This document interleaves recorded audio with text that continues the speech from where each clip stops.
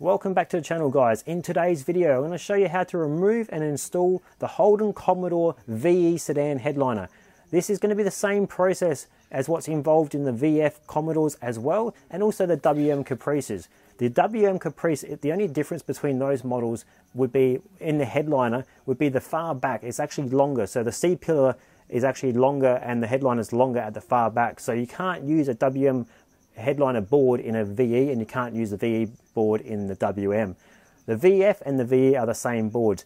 What can change though is basically underneath the sun visors you may have lights, and if you do have lights you'll have wires that go from the sun visor into the headliner. Also, what can change in the middle back section, you have a single dome light, or you can have little dual map lights with a DVD player or even a speaker and a little radio type of unit, or even a DVD player. So that's what could change there. Also, they do come out with sunroofs as well. That is an option. But they're the things that do change on these models. Also, that front grab handle is not universal across all models. Only some models have the front grab handle. The driver's side, there is no grab handle on that unless someone has added it aftermarket. The two grab handles at the rear are always on these cars. And as for color, they come out in two colors.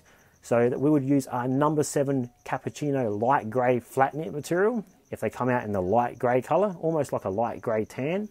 And if they come out in a black, like a shadow black or a charcoal black, that's our number 5 material anthracite. That's what matches up perfectly to those cars. And all the links to all our products and recommendations will be found below in the description, so make sure you check that out. Also, make sure you do give this video a thumbs up and subscribe to this channel. Let's get stuck into the video. So we make a start on this one by reclining those two front seats all the way back, and we lay a blanket down to protect the center console mainly, and also the two front seats where we'll be hopping in and out. These days we also do lay the blanket down on the rear seat as well, because the headlining board will be resting on the back seats as well, so just keep that one in mind, that's a good thing to do as well. So it's always best to check the lights to make sure that they're all working. You can do that by those two switches on the console itself. And then we'll make a start by taking these screws out on the singular screw on just the sun visor. That's usually can be either a Phillips head or a T20 Torx head screw. Then just take the little tab out the back of the sun visor clip. So just behind the sun visor clip itself, there'll be a little tab. Just slide that tab out and that will deassemble the sun visor clip.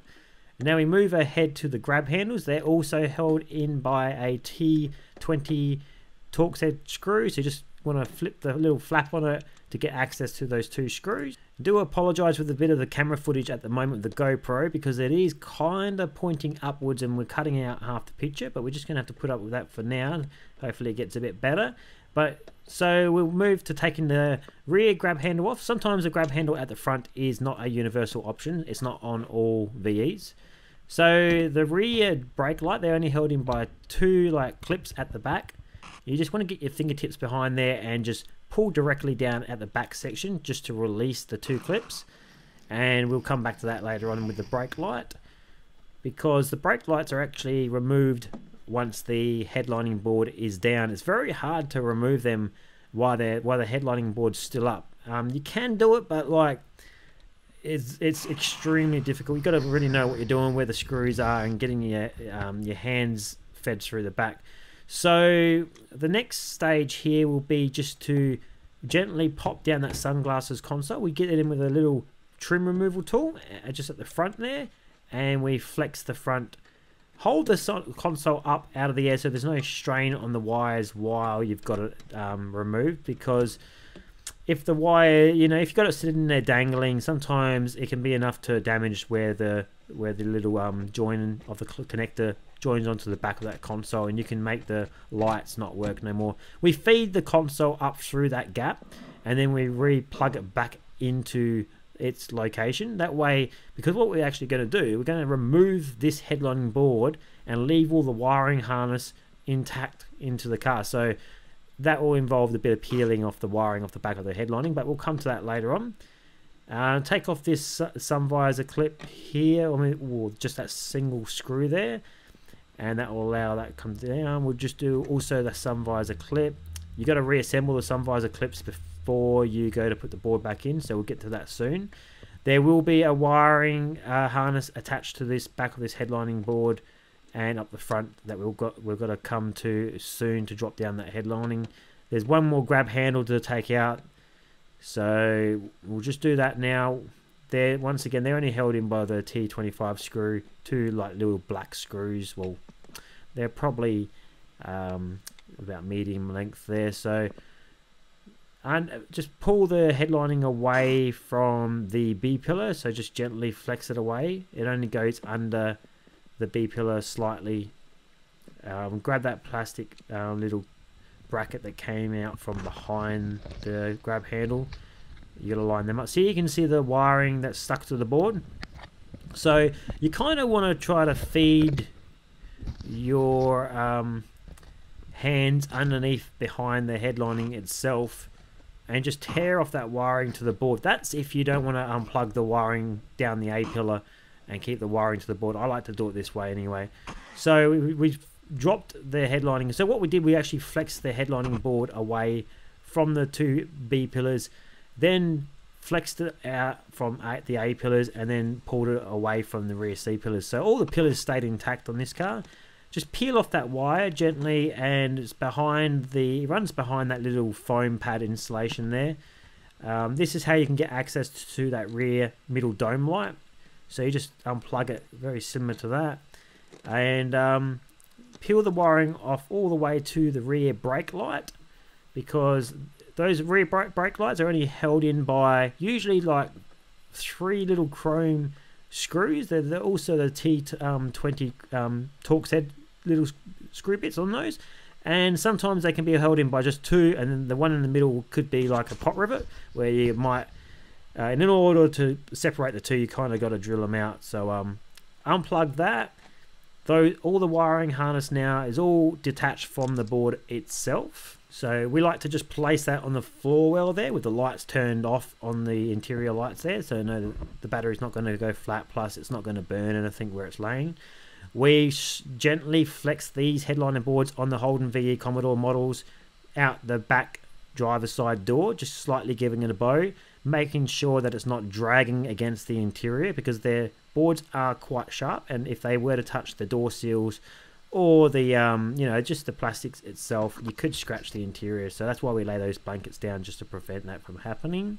You can see how the headlining material was sagging. That's what, you know, that orange foam, that's what's happening, is the foam layer behind the material is just getting old and crumbly, and that's what makes the headlining sag. So you grab a pair of multi grips there and just gently remove those 2 little metal little plugs that go into the roof to hold the sun visor, because you want them out, because you actually got to reassemble the sun visor clips right now, like we're doing, before the installation of the new board. So you feed that little tab in with a little spring in it, make sure it's all located perfectly, put the metal tab in there, and then slide the little plastic strip down the center to hold the two, well, basically it's like 1, 2, 3, 4 parts all together. So you just got to hold it all together. There, we've done a video of this where we have a close-up and you can actually see what we're doing, so I'll try to put that in the description below so you guys can follow along. But it's pretty simple, as long as you do it, you know, outside the car, and not try to push the clip up and then try to do it while the clip's being pushed up. You've got to actually do it while it's all completely down. So you can see that's what the headlining board, with the headlining board out, that's what the roof looks like. You just got a bare metal roof. They may have some side curtain airbags exposed if your model does have that. But yeah, these are the 2 boards. So in today's headlining repair, we've actually already got the board ready. So we're doing an exchange. So we take their board with us and we give them the new refurbished board, and then their board can basically be refurbished for the next customer. So this just saves the customer waiting around for the recovery stage, and it speeds up the process nice and quick for us to do multiple jobs on the road while we're out and about. So we just feed this through the rear driver's side door, same way we came out, the front end in first, of course. And because we actually overlap the material around all the edges, you don't have to be too concerned with the headlining board on the installation stage, scraping the interior, because it's all protected now, because the previous one was always cut to the edge. That's the way the factory did it. So if it's cut to the edge, you got the sharp cardboard edge exposed, and that's what can scrape along your interior. So now we're just going to feed that brake light back into location. So you just feed the two tabs, locate the wire into place by pushing it into those little tabs where it's got to go, because you want the wiring to be seating out of the way of those two metal clips, because if the wiring is overlapping those metal clips, when you go to push it back in, you're going to snag or break the wiring itself, and that's going to potentially earth out the system. And I believe if you do that, the lights are going to either stay on and not turn off at all, or completely be, you blow the fuse and the lights won't turn on at all. So feeding those screws, those 3 screws, sometimes your model may be potentially different here, and you might have just the 2 metal screws, and in the center you got to deal with what they give you. There might be a couple of pot rivets there that you might have to take out in order to remove that back brake light, and you know, do the whole recovery of the brand new material. That dome light is always best installed with the headlining down, because you kind of need a bit of pressure from the top and the bottom to make it seat properly. You can still do it with the headlining board up, but it's, you know, it gets quite difficult really, because as you try to push it into location, the board wants to flex upwards, and there's no yeah, it doesn't work that well. So it's always good to try to do it beforehand. Feed the wiring out of the way of where the screws have to go, so you don't want it running along where the grab handles are going, because when you go to feed those screws in and the grab handles, they could snag on that wire. It's going to not work the way it's meant to work. You could, you know, damage the wires. Plus, if you have got side airbags, they could get caught if they were to, you know, go off, and they could catch the wiring. It just won't work. So just try to feed the wiring in the center out of the way of everything, or back to where it was. Tape it down. Feed the headlining board at the back under the C pillars to begin with, then under the B pillars, and they all just sit like pretty much just underneath the all the pillars, so they don't go too far deep.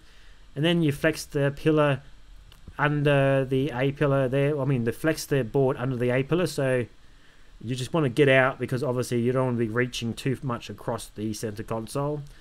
And I'll show you how much the flex the board's got. So you just basically give it a slight flex, and it just falls under the pillar. Once again, the footage of this GoPro is not seated correctly really on my head. It's cutting out a bit of the footage, so I do apologize for that, guys, but I'm trying to hopefully cover the majority of the installation and removal. Hopefully you guys can catch on here. You want to line that back section up first, those 2 tabs. So they might be involving by shifting headlining forward and back until you find it seats nice and well, and then you push up on that brake light to hold it in. And now with the rear lined up, you just want to slide that sunglasses case out. It's always good to check those 4 screws underneath the sunglasses case to make sure that they are still tight, because they do rattle out of place. And then you just seat it in there. As long as it sits nice and tight, you got no dramas there. You can always make them sit much tighter by messing around with those metal brackets. Make sure it all functions well. Check the lights on it. Make sure there's no wiring in the way of where the sun visor clips have to go, because that is the next step. That's going to line up the front nice and well. Because with VEs, it's always good to line up the board. So you line it up at the front there with those 2 sun visor clips assembled, and they just push straight in. And then before that, you line up the rear with the brake light, because once the headlining board's all lined up from the rear and the front, then you guaranteed that the grab handles are going to go perfectly lined up where they got to go, because they're quite complex.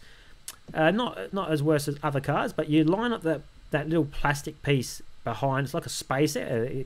I believe it's designed so there's space for the airbags to basically come out underneath the headlining. So you want to line it up, and then you got to line the actual grab handle up into that bracket. Feed those screws in. I'm kind of using one hand here to hold the grab handle open, and then you just want to do them by hand. I always like to do these ones by hand. Yeah, I find that the drill, if you get it not lined up properly, you're going to thread, and damage the thread of the screws or where it's got to go, or it might just not work properly. From my personal experience, just use it by hand. It's the 20 Torx edge screwdriver for that one. And you can always flex the headlining board like we just did then, just make sure that it's seated properly, because I felt like that went in a bit odd. So we had a look behind there, and the plastic kind of shifted a bit and it wasn't lined up. You want to make sure that the screw goes through the grab handle, through that plastic space there, and into those two metal brackets that are behind in the headlining. Sometimes they do fall out of place, and you just got to push them back into where they got to go.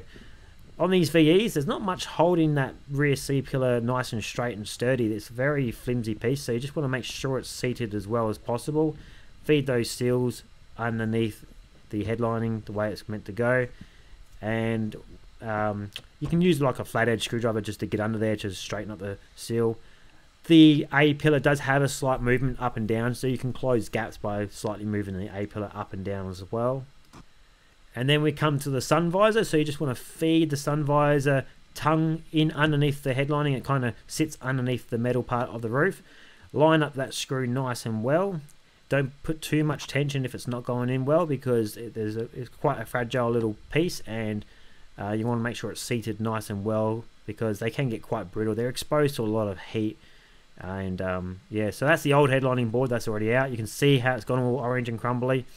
It's what makes headlining boards sag, so don't try to reuse the old material. It's not going to work. It's going to waste your time. It's going to create more work for an upholsterer if you were to bring it to them, because spraying glue on the old original material or foam, it's just going to go all cemented and get like a really bad paste that you have to sand down and scrape off. We're using a bit of an upholstery foaming cleaner now, just to clean off any little dirt grub marks that might be on the headlining, make it all nice and neat. The measurements you would need for a material for this job would be 2 meter cut, because they measure in probably about 1.7 meters. We sell it at 0.5 meters, so a 2 meter order, 2 meter cut would be what you would require here. That will give you plenty of overhang as well. The material in Holden VE Commodores would be the charcoal black that they came out in. That's our material, which is number 5 on the list, and it will be called anthracite. And we had the closest match available, and also really good quality as well. So also they do come out in a light grey type of material, which is number 7 flat knit material, which is called cappuccino. So it's like a light grey silvery titanium type of colour, and we have that one as well for light grey options. So we do sell the material. It's all listed below in the description. You guys can check out what glues we suggest to use, and also the material. There has been some supply issues lately over the last 12 months due to the current pandemic, but we're trying to keep the stock as well up to date as possible, and have it available for you guys. There has been shortages here and long waits as well to get certain stock in. So I do recommend the viewers today just take a scroll through the description below in the video, because that's where we will add any additional content and also any updated info regarding what we've shown you today. And also our latest products and recommendation will also be made available there too. And there will be a donate button there too. If you're feeling quite generous, you can always follow the link through into PayPal and chuck us a few bucks for this video if you wanted to, because these videos these days that we're loading up, these are pretty much everything that's involved in the removal and install stages. We're basically using these videos to help train our new employee up, and we basically thought, why not give these videos free to you guys on YouTube? So there's everything involved in you to basically learn and follow along on how to basically remove your individual job out the car and then put the new one back in. If you're looking for the recovery stage and the steps to recover a brand new headlining, like basically one that's sagging and you want to replace it with brand new material, well, we'll put a link in the description below for the most viewed video and the one that's rated best by our viewers, and also the one that we do recommend as well, which would have all the steps needed for this for the recovery stages. So yeah, make sure you check that one out if you are doing the recovery yourself. Otherwise, we always like you guys to get the proper steps on how to remove these headliner boards. That's what our channel is about. So there are people saying you got to take out windshields and all this other stuff. We've never done a windshield removal doing roof linings, so we always find a method on how you can remove these headliner boards with the least amount of removal of other parts and components of the car, because they are all sun damaged usually, and you know, if you're touching too many bits and pieces, you're always going to increase the risk of breaking plastics. So the least amount you can take off is always probably the better. But also, you don't want to make the job too hard for yourself. You want to obviously take off the right and correct amount anyway. So we just pretty much finish this one off, put that grab handle on, and we are done. Just give it a quick tidy up and ready for handover. So thanks for watching, guys. Hopefully you found this video helpful, and we'll see you next time on the next video that we load up. See ya.